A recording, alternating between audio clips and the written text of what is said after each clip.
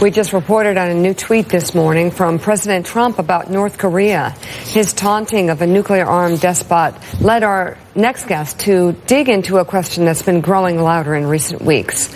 On Vox.com, Ezra Klein writes this in a piece entitled "The Case for Normalizing Impeachment." Quote, "There are plenty of people who simply should not be president of a nuclear hyperpower, and Trump is one of them. This is a truth known by his staff, known by Republicans in Congress, and known by most of the country. That so few feel able to even suggest doing the obvious thing and replacing him with another Republican who is better suited to the single most important job in the world is bizarre.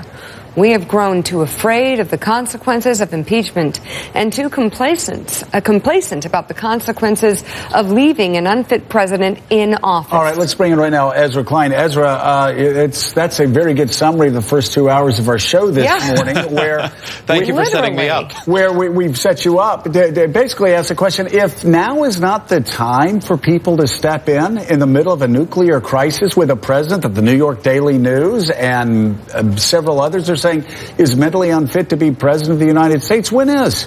So this is exactly what led me to begin thinking about this piece. I keep imagining historians 25 years from now in the aftermath of a calamitous Trump presidency, a world in which we did blunder into a nuclear war with North Korea, a nuclear war that killed millions.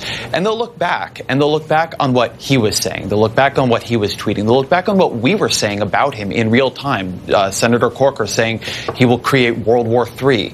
And they're going to say, what were you doing? You knew everything you needed to know. This guy was calling him Little Rocket Man, calling him short and fat, tweeting these ridiculous provocations that were not even his own administration's policy at arguably the singularly most irrational and dangerous regime in the world. Why did you let this go on? And we're going to say, well, impeachment seemed like a big deal. When you begin to really look at it, and this is a piece where my mind changed while reporting it. I initially thought impeachment was too profound a remedy to look at. But when you really look at it, it begins to look absurd. Mike Barnicle. Ezra, prior to any action toward impeachment, do you wonder, as some of us do, why this particular president, surrounded by so many people at an upper level who have devoted their lives to the country, to the service of the country. I'm talking about Generals Mattis and Kelly and McMaster. Why they have not stood up, one, as an individual or perhaps as a group, to say enough is enough. We're out of here unless you change, and do it publicly. But nobody has said anything. So the president now seems, even before talk of impeachment, seems to be operating every day with no boundaries whatsoever. My sense from reporting on the White House is that they all believe that if they leave, nothing will change except they will be replaced by people who are not as good at controlling Donald Trump. They feel a sense of duty, and a number of them, by the way, have, in their own sort of weird ways, begun to rebuke him publicly. I mean, there was that very strange press conference, for instance, that Kelly gave where he said, I don't respond to the president's tweets. That's not the policy we're setting. We're setting the policy. We're telling the president what he needs to know. Organizational dynamics are complex, and the way people slowly begin to rationalize terrible actions, because if they didn't, then they would have to leave, and if they left, even worse things can happen. We have seen quite a few disasters in history end up that way.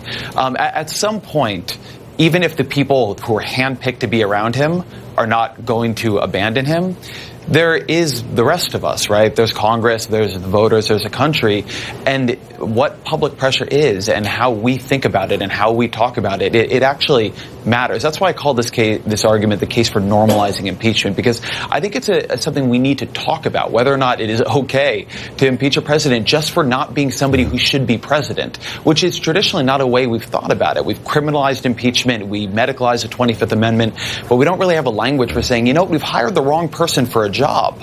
But in every other business, when you hire the wrong person for a job, you think about firing them. Right. The idea that the only job where you don't is the most important job in the world, I keep coming back to this language, but it's absurd.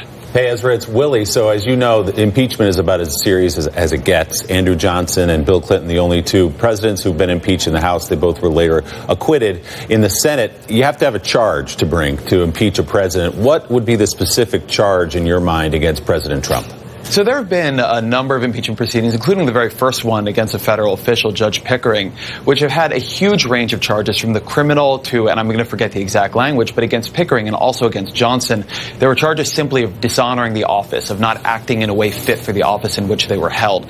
Pickering himself, and I think there's actually an interesting example, I talk about it in the piece, he was removed because he was mentally unfit for the bench. He was ranting at people. He was an alcoholic. He might have been suffering from early stage dementia. We looked at that, or the country at that point looked at that. How do you prove that stuff, Ezra? It's one thing to say the guy's crazy, but how do you prove it? Impeachment is a political remedy. It was not put in the Supreme Court. There's no proving. There is you need a majority of the House and a 2/3 majority in the Senate. A decision needs to be made, but this is not a case of reasonable doubt. There's not some standard of evidence. High crimes and misdemeanors is never defined anywhere in the Constitution. It's something that we have to make a decision on politically. It isn't something that somebody does outside to validate. To make a decision, you have to see what you see and actually act on it and do the right thing. Ezra Klein, thank you so much. We'll be reading your piece on Vox.com. And up next, more on why Republicans on Capitol Hill continue to stand by the president as he dives deeper into conspiracies and dangerous falsehoods, lies, and don't say we didn't warn you. 29 days after Donald Trump was declared the presumptive Republican nominee, he has finally secured the vote of the party's top member in Congress. Paul, he's not going to do anything for you because you did this. He's not going to pay you back. It's pathetic. He sold out.